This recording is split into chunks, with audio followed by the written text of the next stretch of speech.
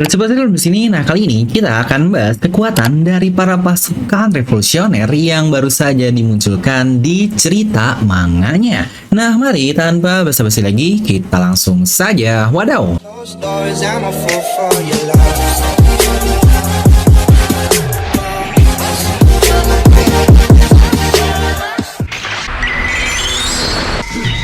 Dimana dengan beberapa chapter terakhir mulai dari flashback Reverie sampai sekarang di flashback Kuma, kita bisa mengetahui karakter pasukan revolusioner ini. Dan kira-kira seberapa kuat ya untuk semua karakternya? Apakah Kuma benar setara dengan Yonko? Nah, pastikan kalian tonton video sampai habis agar tidak ada informasi yang miss dan juga setengah-setengah. Nah, mari siapkan kopi, jangan lupa besar, pasang headsetnya, ambil posisi PW, and wadidaw.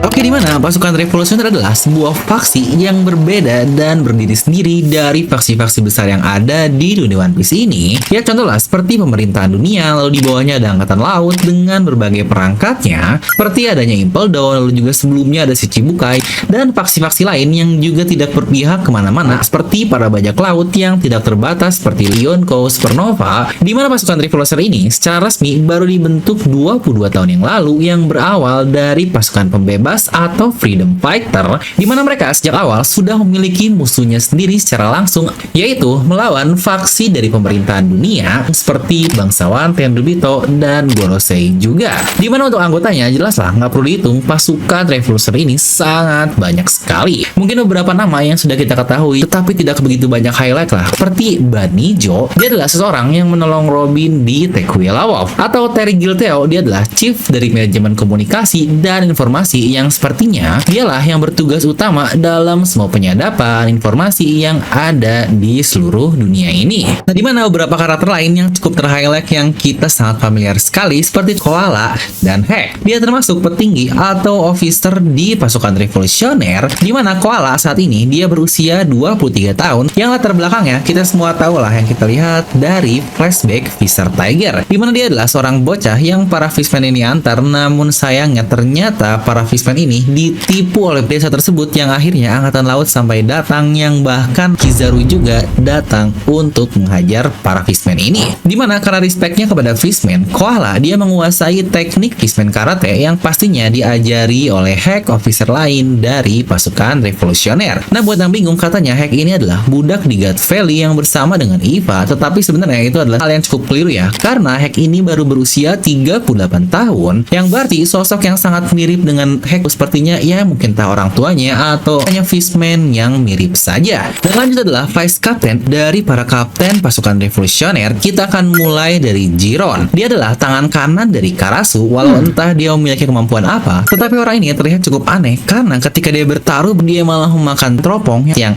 apa nih, kok dia bisa makan teropong yang sangat keras seperti itu. Nah, wakil kapten lain dia adalah Gambo, dan dia adalah wakil dari Lindbergh. Dari fisiknya dia memiliki fisik yang mirip dengan telur lah, dengan kumis yang melebar seperti namanya Gambo, yang kemungkinan diambil dari kata gambling atau ya tukang judi lah, seperti yang kita lihat bersama dengan Jiron tadi. Lalu wakil kapten lain adalah Uchiano. Dia ini wakil dari Morley. Uchiano ini cukup jelas ya memiliki nama Uzi yang berarti sapi. Ya, dari fisiknya seperti sangat jelas ya jika dia adalah seorang Ming. Dan wakil kapten lainnya yaitu Ahiru dari Belo Betty. Dia adalah seorang wanita serupa dengan kaptennya juga. Untuk kemampuannya memang masih belum clear, tetapi terlihat dari tangannya yang seperti tangan cyborg, sepertinya dia bisa mengeluarkan serangan jarak jauh kah? Karena bukankah tadinya dia akan menembak kapal yang ditumpangi oleh Sabo sebelumnya? Dan wakil kapten yang terakhir yang menjadi pemimpin dari Grand Line adalah Inazuma, yang bisa dibilang Inazuma orang kepercayaan Ivankov secara 100%. Dia memakan buah iblis Choki Chokinomi yang membuatnya menjadi manusia gunting. Dia dapat memotong apapun menjadi setipis kertas, yang bukankah ini adalah kekuatan yang sangat-sangat cocok sekali bagi seorang penyusup, apalagi di pasukan revolusioner.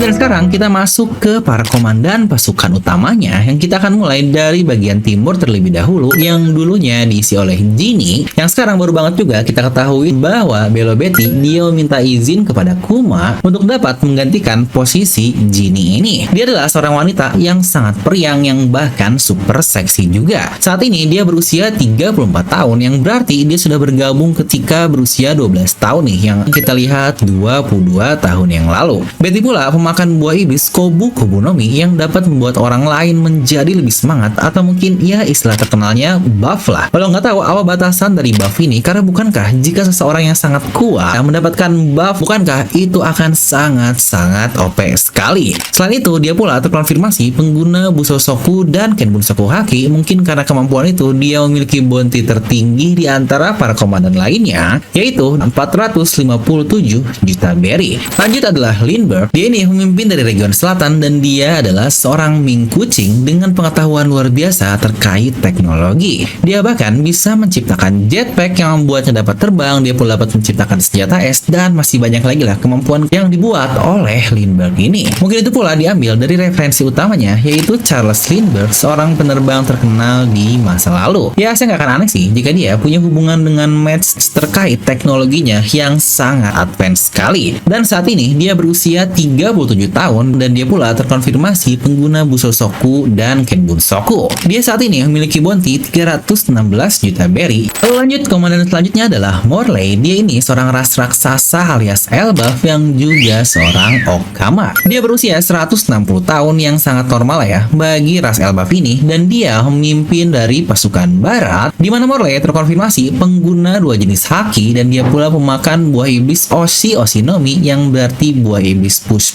lah. Makanya sepertinya dia dapat mendorong apapun sekeinginannya dan membentuk apapun dari buah iblisnya ini. Dan terkonfirmasi juga jika Morley inilah yang menciptakan Impel Down level 5.5 lebih dari 100 tahun yang lalu. Yang bahkan dengan ini, Morley adalah orang pertama yang kabur dari Impel Down, bahkan lebih dulu dari Shiki, yang bahkan juga Ivankov yang menjadi ratu dari New Kama tidak tahu jika level 5,5 dibuat oleh nakamanya sendiri dari pasukan revolusioner, di mana Morley memiliki bounty yang tidak begitu besar, hanya di 293 juta berry. Kalau begitu, dia termasuk sosok yang disiluetkan dari pasukan revolusioner, dan dari cara dia yang sangat berani berhadapan langsung dengan Admiral di Mary Joyce, rasanya menurut saya kemampuannya pasti tidak kaleng-kaleng. Lanjut adalah komandan dari region utara. Dia adalah Karasu yang saat ini berusia 47 tahun. Juga terkonfirmasi jika Karasu pengguna dua haki yang sama seperti komandan lainnya. Untuk kekuatannya sendiri, walau belum terkonfirmasi, tetapi sepertinya dia memakan buah iblis Sut Nomi yang membuatnya menjadi manusia ya seperti asap hitam atau karbon. Yang lagi-lagi karena bentukan ini pastinya dia masuk ke jenis Logia. Walau bentukannya selalu gagak karena ya namanya juga Karasu. Saat ini Karasu memiliki bounty sebesar 400 juta berry, angka yang lagi-lagi tidak terlalu besar kalau kita sendiri melihat bagaimana dia berani beradu melawan seorang admiral. Tetapi menurut saya kemampuan yang luar biasa dari Karasu ini adalah dia dapat berkomunikasi sejauh apapun dengan kemampuan buah iblisnya. Seperti ketika Sabo di Mary Joyce yang terpisah, dia masih bisa berkomunikasi dengan Karasu, yang bisa dibilang Karasu dapat mengetahui semuanya dengan sangat mudah melalui kemampuan buah iblisnya. Dia bisa dibilang ketiga komandan ini yang berada di depan ketika membebaskan para budak dan melawan admiral di Mary Joyce lalu. Karena untuk Sabo kita lihat sendiri, dia misah untuk mengetahui hal yang sangat penting, yaitu di hadapan para Gorosei. Jadi dari cara mereka bisa berhadapan dengan dua admiral, menolong para budak-budak yang lainnya, dan mereka akhirnya bisa selamat dari semua serangan itu, bukankah itu saja sudah menjadi hal yang sangat-sangat epic sekali? Nah, dan kita masuk ke karakter terpenting dari pasukan revolusioner ini, yaitu para foundernya. Ya, kita akan mulai dari Sabo terlebih dahulu ya, walau dia bukan founder, tetapi dia adalah salah satu orang yang paling dipercaya. Sabo adalah seorang chief of staff dari pasukan revolusioner. Dialah yang dapat memerintah semua officer-officer lain. Usianya pun saat ini terbilang masih sangat muda, di 22 tahun, dan dia join 12 tahun yang lalu. Seperti yang kita lihat di flashbacknya lah, pasca diserang Tenryubito, dia pun diselamatkan oleh Dragon Dragon yang akhirnya berlatih dengan pasukan ini. Dimana terlihat dia berlatih bersama Kuma dan pastinya bersama Dragon juga, karena dia memiliki satu bela diri unik yang bernama Ryusouken atau teknik bela diri naga. Dimana Sabo sudah memiliki bounty cukup tinggi, ya mungkin di 602 juta berry, dan tidak hanya itu, sekarang dia memakan buah iblis komandan kedua dari mantan Yonko, yaitu saudaranya di Meranomi. Dan tidak lupa juga saat ini Sabo dijuluki sebagai Flame Emperor akibat kesalahan berita ketika dia membunuh Cobra, yang bukankah sebutan Flame Emperor ini sama dengan jurus pamungkas dari es, yaitu Entei, yang artinya juga Kaisar Api. Dia pula menjadi salah satu orang yang harusnya pasti paling dicari di seluruh dunia karena mengetahui keberadaan Imu secara langsung, lalu juga rahasia dari Gorosei dan kata-kata Nefertari di Lily melalui Cobra. Jadi menurut saya bounty dari Sabo ini pastinya akan meningkat sangat drastis. Nah, lanjut untuk ketiga founder utama kita akan mulai lagi-lagi dari Ivankov yang sudah bersama Dragon lebih lama, dan dia pula yang sudah kita ketahui dari flashback Kuma, dimana Iva saat ini berusia 53 tahun yang ternyata masa lalunya dia pula adalah seorang budak dari Mary Joyce. Ya untungnya dengan kepintaran dan taktiknya mereka berhasil kabur dan menjadi seperti sekarang. Dia pula adalah seorang komandan dari area Grand Line dan dia sempat di penjara Impel Down level 5 yang samalah dengan Luffy, yang berarti untuk bounty-nya minimal ya di 300 juta berry. Walau banyak yang meremehkan satu karakter ini, tetapi jangan lupa dia memakan buah iblis Horu Harunomi yang dapat mengubah hormon sesuka hatinya, seperti meningkatkan imun, mengubah gender, kulit, dan sebagainya, yang sejujurnya ini adalah kemampuan yang sangat OP. Dia pula selamat dan masih bisa bertarung dengan baik pasca melawan Magellan, dan ketika ditangkap atau dipenjara, dia malah bersantai dan malah bisa menjadi pemimpin di New Kama Impel Down tersebut. Jadi cukup jelas orang ini adalah salah satu sosok yang sangat-sangat kuat sekali, namun memang belum ter-highlight saja oleh Oda Sensei. Dan founder lainnya adalah Bartolomeo Kuma, seorang ras Buccaneer yang bergabung tepat saat negerinya didatangi oleh Dragon dan Iva tadi, yang dari situ dia langsung join Freedom Fighter dan terbentuklah pasukan revolusioner secara resmi. Saat ini Kuma berusia 47 tahun dengan alasan dia yang keluar dari revolusioner. Pantas saja kita tidak pernah tahu apa jabatan sebenarnya dari Kuma pada saat ini karena sebelumnya dia sebagai founder saja. Tetapi satu hal yang jelas ada alasan kenapa Kuma keluar revolusioner, itu pun untuk menyelamatkan anaknya alias Bone. Kuma pun dia memakan buah iblis di Kyunikinomi, salah satu hadiah dari insiden Tenryubito di God Valley lalu, yang sejujurnya bisa saya bilang di Kyunikinomi adalah buah iblis yang sangat OP banget. Dia dapat mengeluarkan luka dan bisa diberikan ke orang lain. Kalau lagi-lagi ada kelemahan yang sudah dikatakan, jika penyakit itu tidak diambil, maka nantinya akan kembali ke orang asalnya. Dan Ursasoknya salah satu serangan dengan impact yang sangat luar biasa di serial One Piece. Kemampuannya ini dapat memantulkan segala jenis serangan dengan sangat mudah, dan menurut saya yang sangat OP adalah dia dapat menteleport dirinya dan orang lain kemanapun yang dia inginkan. Sebenarnya dari situ saja sudah jauh lebih cukup untuk menyebut Kuma jika dia ini karakter yang luar biasa kuat, mungkin setara dengan para Yonko. Dia pula bisa langsung kabur dan menghilangkan dirinya dengan mudah ketika dalam keadaan terdesak. Lagi-lagi semua insiden yang terjadi oleh Kuma sering dia lakukan seorang diri, di mana ada sebutannya sebagai one man revolutionary. Yang bukankah dari situ saja sudah membuktikan seberapa kuatlah karakter dari Kuma ini, dan akibat hal itu bounty-nya ada di 296 juta berry yang setidaknya ini terjadi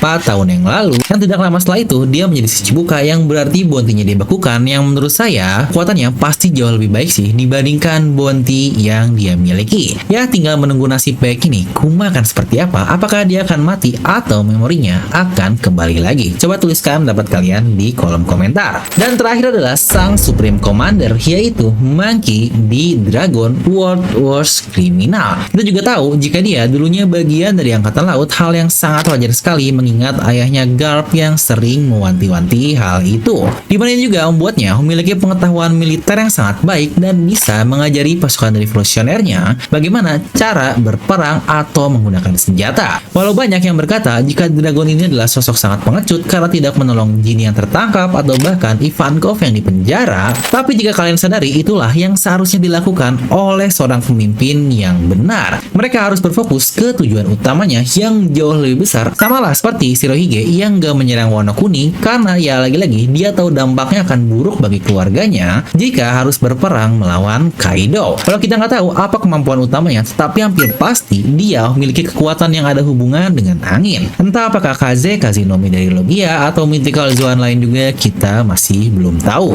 Dia pula sepertinya punya haus Konohaki jika dilihat dari beberapa narasi orang sekitarnya. Yang sejujurnya, walau dia seorang supreme leader, saya tidak yakin sih kekuatannya akan jauh di atas semua orang pasukan revolusioner, karena dari hierarkinya, Dragon ini samalah dengan Iva dan Kuma sebagai founder dari pasukan revolusioner. Tapi mungkin karena dia lebih berpengalaman di sisi yang lain, makanya dia menjadi pemimpinnya, sedangkan seperti Kuma yang lebih ke arah fisik atau operasional pembebasan, makanya dia hanya menjadi officer dan akhirnya dilempar ke setiap tempat untuk membebaskan negeri-negeri. Tapi tentu saja menurut saya tidak mungkin kan dia hanya seorang diplomat biasa tanpa kekuatan yang luar biasa. Ya lihat sajalah orang-orang terdekatnya sekuat apa, kakeknya pahlawan angkatan laut, anaknya seorang Yonko. Bahkan sampai sekarang setidaknya ketika skrip ini dibuat di chapter 1100, kita belum diperlihatkan kemampuan dari Dragon seperti apa. Bayangkan pasukan revolusioner berdiri di satu kapal yang sama yang 4 komandannya saja bisa mengobrak-ngabrik Mary Joyce, belum ditambah yang lainnya seperti Kuma, Iva, dan Dragon yang wadaw. Kemampuan dari pasukan revolusioner ini sangat-sangat tinggi sekali yang mungkin bisa dibilang setara dengan pemerintah dunia. Nah, di mana banyak teori terkenal juga jika masih ada sosok lain yang sebenarnya bagian dari pasukan revolusioner, tapi kita masih belum tahu. Yang kalau menurut kalian sendiri siapa nih kira-kira yang mungkin dia pasukan revolusioner dan mungkin sekarang sedang menyamar menjadi bajak laut lah, angkatan laut atau apapun, coba tuliskan di kolom komentar. Nah, tapi ngomong-ngomong terkait pasukan revolusioner ini atau revolutionary army, buat kalian juga nih yang lagi cari kaos dengan desain elegan, simple dan gak kelihatan wibu, di mana ada desain dari revolutionary army yang cocok dengan tema di dunia One Piece, yang bukankah itu pula hal-hal yang sedang terjadi di global dunia kita. Dengan quotes menariknya yaitu you can jail a revolutionary but you cannot jail a revolution, yang wadaw banget. Nah, buat kalian yang pingin di masa gajian ini ada diskon menjadi 99.000 saja, yuk buruan buktikan jika kalian adalah pasukan bebas atau warrior of liberation yang tidak sudi dengan yang namanya penjajahan. Dan seperti biasa, semoga kalian terhibur dengan video ini. Like aja kalian suka, dislike aja kalau suka, jangan lupa untuk subscribe dan juga share ke teman kalian. Gue Devil pamit, and I'll see you guys next time.